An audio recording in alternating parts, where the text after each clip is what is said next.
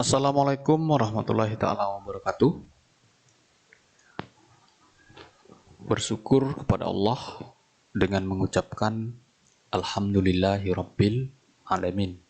Berselawat kepada Rasulullah dengan mengucapkan Allahumma sholli ala Sayyidina Muhammad wa ala ali Sayyidina Muhammad. Baiklah anak-anak Bapak kelas 11, kali ini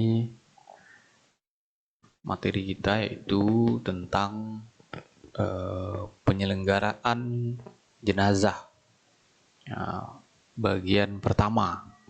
Sini ada di buku paket poin A-nya, kewajiban umat Islam terhadap jenazah. Nah, jadi yang sudah minjam buku silahkan dibuka. Yang tidak meminjam atau belum bisa atau belum meminjam, silahkan di download, di deskripsi linknya ada untuk buku kelas 11, bisa di download, paling banyak 2 mega ini. Semoga bermanfaat ya, agar tidak ada alasan lagi tidak mengerjakan tugas dan sebagainya. Nah, di sini bisa lihat ada 4 poin di sini. Jadi ketika seseorang itu meninggal, yaitu proses awalnya adalah itu memejamkan matanya,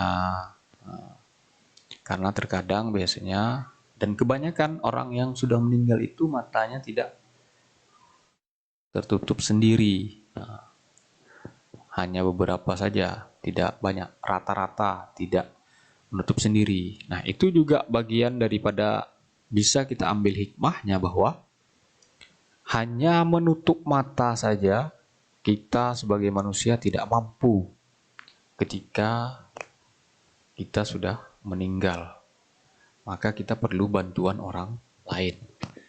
Makanya tidak layak sekali kita bersifat atau berperilaku sombong terhadap orang lain. Karena meninggal saja untuk menutup mata pun kita tidak bisa. Nah, itu salah satu hikmah dari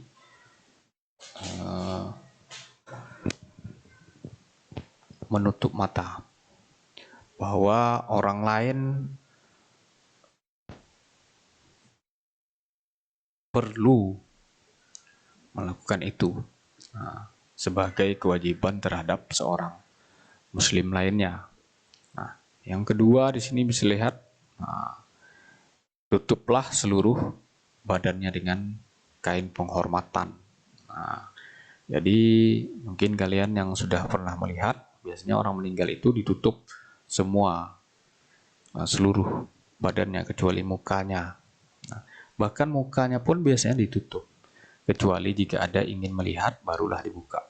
Nah, takut ada hal-hal yang tidak bagus nanti menjadi bahan omongan di tengah masyarakat.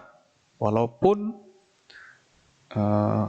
hadisnya sudah jelas, seseorang itu yang meninggal tidak boleh diceritakan yang buruk-buruknya.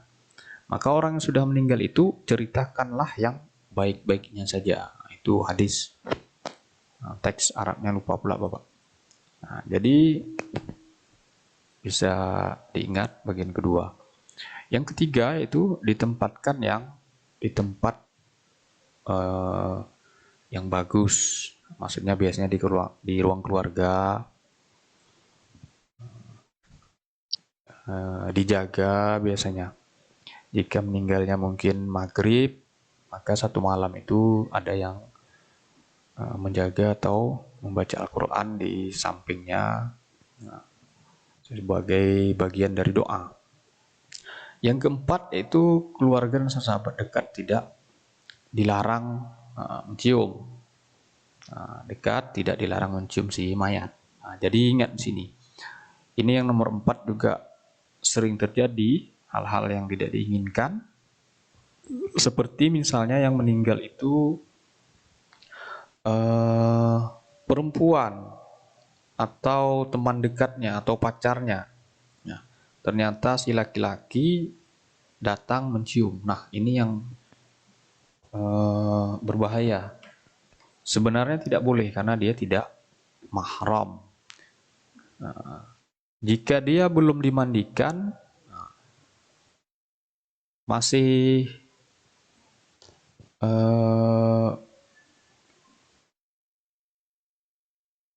ada harapan ketika dimandikan dia suci lagi. Nah, yang jadi masalah berat adalah ketika si jenazah atau si mayat perempuan tersebut sudah dimandikan. Karena kalau sudah dimandikan itu, jenazah sudah diwudukkan. Nah, jika datang pacarnya tadi, laki-laki maupun perempuan, maka wuduknya kan batal. Nah, ini untuk memandikan ulang kan repot. Sekali saja pun mandikan ini sudah berat, lama sekali. Nah, bisa 1 jam mandinya. Karena memandikan yang terakhir. Jadi sebersih-bersihnya, sesuci-sucinya.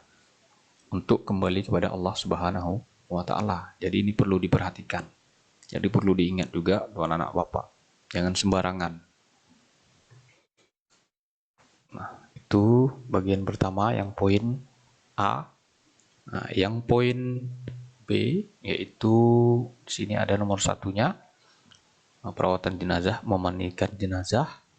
Nah, jadi di sini kita tidak bisa praktek bagaimana posisi. Biasanya di pangku 3 orang, tentunya yang laki-laki dan yang perempuan.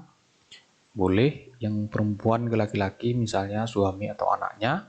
Itu juga kalau perempuan yang meninggal, orang tuanya, boleh anak laki-lakinya atau suaminya. Selain daripada itu masih tentu dilarang, tidak mahram. Maka yang meninggal itu laki-laki, biasanya yang memandikan adalah laki-laki. Itu juga sebaliknya.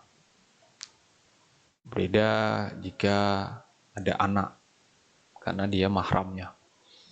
Itu untuk memandikan, dan perlengkapannya sekarang sangat mudah sekali.